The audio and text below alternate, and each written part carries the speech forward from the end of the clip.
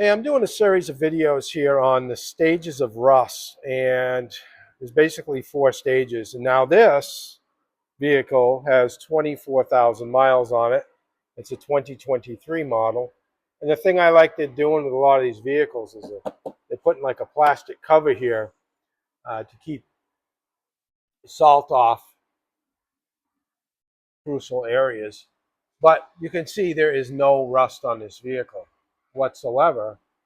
And it's a good idea to try and keep it that way. Everything's nice and shiny, not one spot of rust. Well, you can kind of see where the spot welds are, where it kind of starts.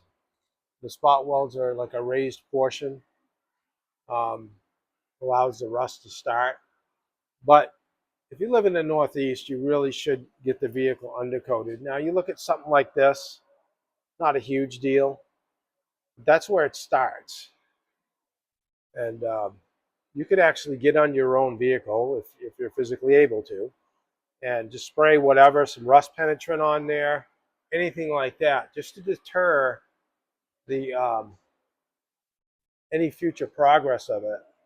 Every time I bring my vehicle in for an oil change, I basically, if I see a spot like that, I'll rub some grease on it or whatever. But like you get these, like the subframe inside, you can spray oil in there. You know, it actually doesn't start from the outside. It can start from the inside that you don't see it.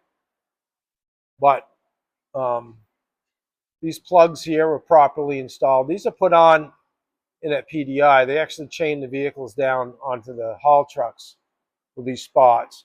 And I've seen, I mean, if they're PDI'd properly, these plugs are put in there as they are, and should be on this one. But they have them here, and uh-oh, they didn't put them up in here. See that? But there's one over here. So that's missing. But, you know, you could spray oil inside there. But it's a good idea in the Northeast. Now, if you're from a section of the country where you don't get snow, you're like, rust proof?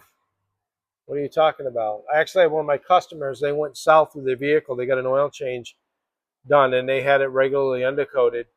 And they said, oh my God, you got a horrible oil leak. And what are you talking about? Come out and look. And they're like, well, we paid to have it rust proof. But just looking at this vehicle right here, I would call it the first stage, or this is where you should be concerned about it. Don't wait. I've had people wait. They wait like 3 years before they even think about putting anything on it, and it's already started. The idea is to stop it before it starts. And as far as the salt goes, you know, rinse it off. You get a warm day, it's, you know, February thaw, whatever. Get your car to a car wash. Hose that salt off. Don't let it eat away at your car. Oh, it's nice and everything looks good and pretty. I actually had one of my customers, his mom moved up from Florida, 2005 Toyota Corolla. It looked like it was in a time capsule. Buddies of mine, mechanics too, we just marvel at a car when we look at it, and it's from the South, or where they don't use salt on the roads. All right, so this is going to be considered the second stage of rust in my series of videos, stage 2.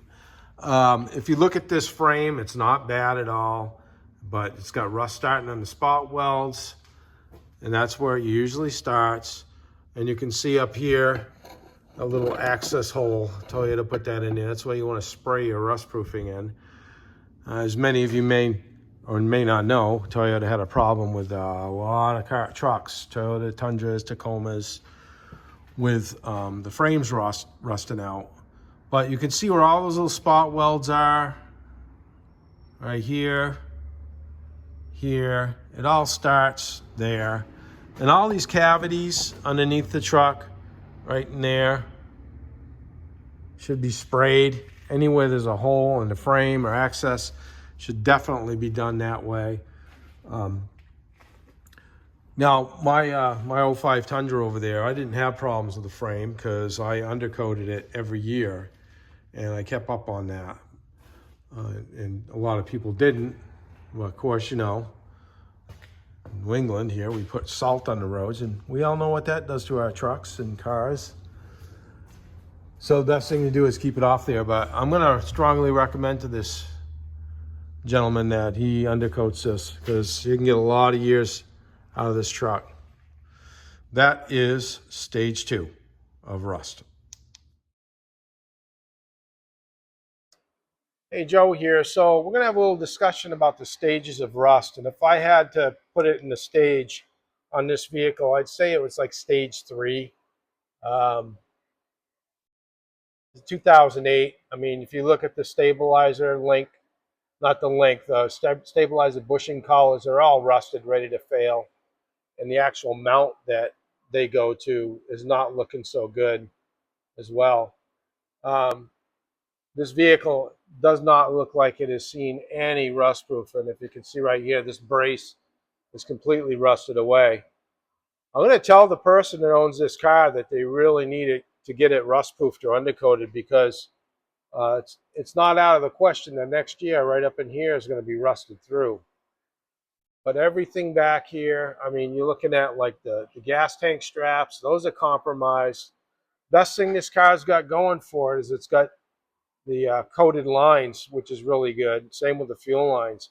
But you can see right here where this radius rod comes up and right up to the mount there, that's really tender. But you move towards the front of the car, it's not quite as bad. It's had work done. What do you expect? It's an '08, but so yeah, get your vehicle rust proofed. I mean, if you look at this, the car looks good right here. It looks really good, you know. But if you're going to keep your car as long as possible and you live in New England, just get the thing rust proofed every year if you can afford to. Okay, this is another video for stages of rust in a vehicle, and this one is in stage 4. Kind of like not good. And I was asked to check this vehicle over. A customer does a lot of their own work. It's really structurally not sound. I mean, right there connects to the control arm. It's just not even worth doing any work to this vehicle. I hate to say it. It's had a bunch of work done to it, I can see, but honestly,